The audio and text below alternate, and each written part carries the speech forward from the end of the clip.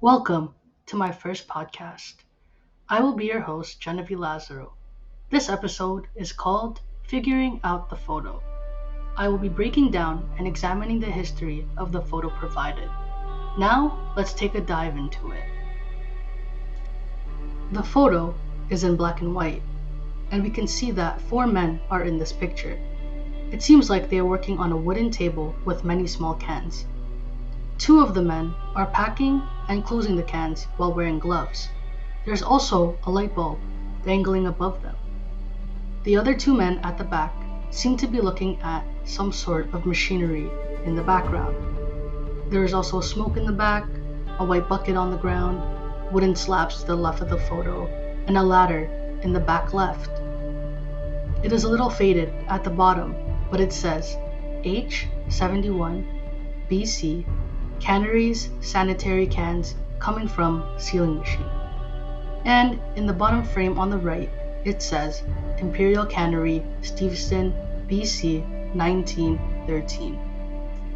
This photo was taken in Steveston, BC 1913. Let me give you the history of Steveston.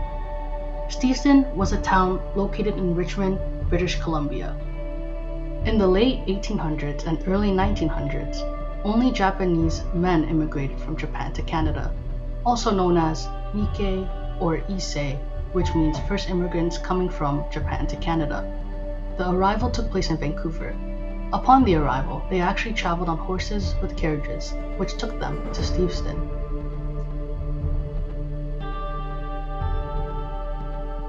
This town had a large body of water, which was called the Fraser River. This provided the main source of water to drink, for cooking, for washing. However, many fish remains would be thrown into this river. Fishing was extremely important in the Steveston community, as there were many fishermen because they were catching many salmon. The salmon had a really big population in the Fraser River. This allowed jobs to be created, for the canneries to be created, and for food to be sold all around the world. Due to the fish remains, this caused an outbreak of a disease called typhoid fever, which was very common.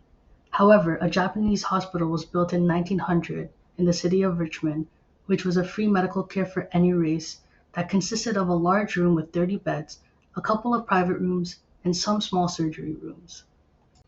Now, in the early 1900s, Japanese women have finally arrived into British Columbia, also known as Nikkei or Issei. Due to the arrival of Japanese women in Canada, there was an increase with Japanese Canadians, also known as Nisei, and their parents are first immigrants coming from Japan, but their birthplace is not Canada. Again, is called Issei. Steveston was a known place for fishing, specifically known for salmon. In the photo, they are canning salmon, which was also sent into the First World War in 1914, which was only a year after this photo was taken. Salmon cans were used as a food source due to the preserved food that would not get old fast. Now, let's take a dive into the working conditions. The working conditions were pretty harsh for the Japanese men and women working in this cannery. They were working long hours, they were segregated from other people working in this industry, and they would also get paid less than the white workers. However, they were still willing to work under these conditions. The Japanese men were able to create relationships with other fellow Japanese people. The Imperial Cannery consisted of 14 different types of jobs. 1. Unloading the docks. The docks would be unloaded by workers after the fish was caught. Number 2, sorting. Sorters would separate the different types of fish that were caught.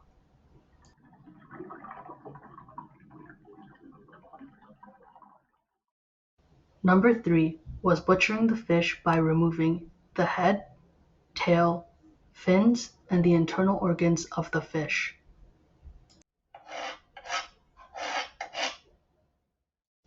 Number 4 was cleaning the fish by washing and removing the scales.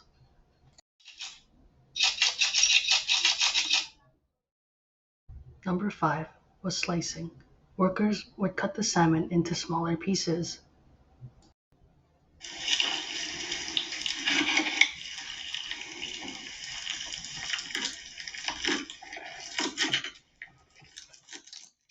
Number 6 is filling stations. This is where workers would put the cut pieces of salmon into cans. Number 7 was weighing and patching the cans, as each can was consistent with the proper filled amount of salmon.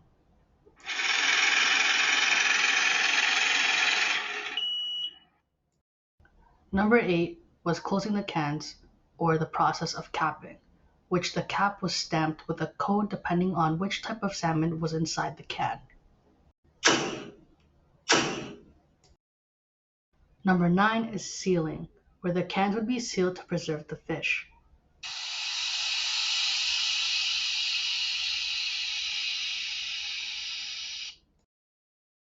Number 10, cooking, which after the salmon was canned, it would go to a large steamed oven that would cook the salmon.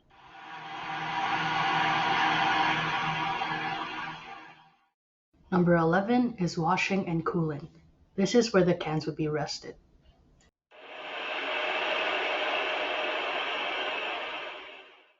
Number 12 is testing. This is to indicate if the cans were properly sealed.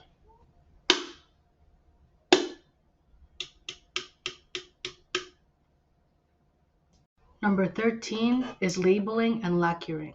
This is to prevent rust during storage and sending off cans for a period of time.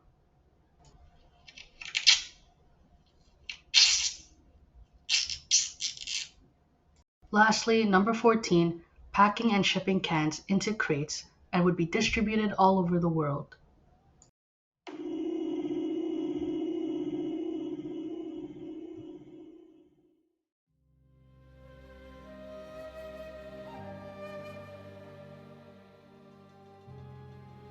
Looking back at the photo, it is now identifiable that job role number 8 and 9, which was capping and sealing, is indicated in this photo. As mentioned in the beginning, the faded script at the bottom, it stated H71 BC Canneries sanitary cans coming from sealing machine. The sealing machine was causing the smoke in the photo because this machine allowed crimping the seams of the cans, which caused a lot of heat, which is why I also think gloves were being used. This creation of the machine was made in 1888 by Max Ams. However, were not really used until the year of 1904.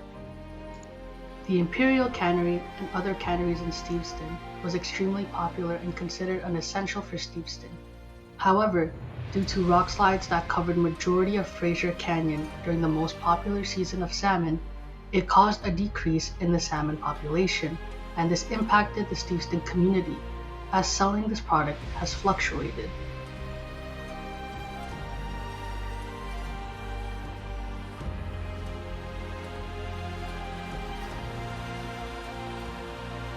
Four years later, in 1917, there was also a big fire that burned down a few canneries, businesses, and homes. This was a time where many fires were being used for light and heat, but this impacted the Steveston community extremely, as some families went homeless and Steveston community was going to be hard to rebuild. The people in the Steveston community did not shun away from this situation. They worked hard in order to rebuild and help fix the damages that were caused. This fire has started because of a Chinese cookhouse of the Star Cannery, which has spread to other places in Steveston. Steveston's canneries businesses in 1917 was at its peak, as thousands of cans were in storage waiting to be filled with salmon. Around 84 canning industries were in business. Now I will be talking about the discrimination the Nikkei has faced. It is quite sad because the Nikkei has helped businesses grow in BC. The Nikkei were extremely discriminated. An attack happened in Vancouver in 1907 as white people broke into Chinese and Japanese people's houses, attacked them, as well as destroyed their properties. The Canadian Prime Minister at the time has enforced a gentleman's agreement. This decreased the amount of Japanese immigrants from 400 to 150 people per year coming to Canada in 1928. Before World War II, which happened in 1938, the population of Japanese people has grown to 66%, which made most of Steveston's population. Unfortunately, Japanese Canadians were sent to internment camps from 1942 to 1949 with no choice because of the Second World War. They lost all their jobs. All properties were taken by the Canadian government without their permission. After the Second World War, the Nikkei wanted to return to home. However, they were not permitted as they only had two choices: either return back to Japan or to not come back to British Columbia. They were still getting discriminated, even though they were forced into internment camps. They were seen as enemies and could not be trusted. In 1949, the Nikkei were able to come back to the West Coast, 4 years after the Second World War. However, even returning, all their properties were sold and had nowhere to live, no jobs for them, and they had to start fresh and restart their lives. In the 1980s, the Red Dress movement has occurred where Japanese Canadians fought for the rights to be compensated for their discrimination. However, the compensation will not undo the traumatic experiences the Nikkei went through. In the 1980s, the Canadian government did not really budge. However, officially in 1988 is when the Japanese Canadians were compensated and finally received an apology. Now I want to speak about a Japanese man named Calvin Nigo. A Nisei, now 72 years old, was raised in Steveston. He remembered and loved the foods that the Issei generation would cook for him. He has made a cookbook called From the Sea and Shore, Steveston's Favorite Japanese Canadian Recipes, which consists of the majority of the foods involving salmon. Since Issei was making this food, salmon is a big part of the Japanese culture. Even now, there are sushi restaurants that involve good quality salmon that can be eaten raw, called salmon sashimi, and other types of salmon sushi that are very popular. Even in his cookbook, the recipe salmon teriyaki that was made for him by Issei is now being made in Japanese restaurants today. Now I will be talking about the community of Steveston that is occurring today. Steveston now is a popular place to visit in BC. Fishing is still extremely popular and has many tourist sightings, such as museums, whale watching, and good places to eat. Only one cannery in Steveston is still around. It is called Gulf of Georgia Cannery National Historic Site. It is a place where people can visit and learn more facts about the history of canneries. Boats in Steveston are still in action catching live fish as well. Relating back to the photo, it is a good sign that people are no longer working at these canneries, as it had terrible working conditions and that discrimination has occurred, and that Japanese people were not getting paid as much. In Canada, there are now many Asian grocery stores that sell authentic Japanese products that come from Japan, and there are also so many Japanese restaurants and so many Japanese store-owned businesses. The Japanese Canadian Cultural Center, also known as the JCCC, was founded in 1963 and is one of the largest Japanese cultural centers worldwide.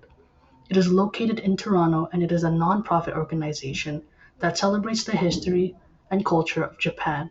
You have to go and see it. And now a question for the viewers. Would you visit Steveston?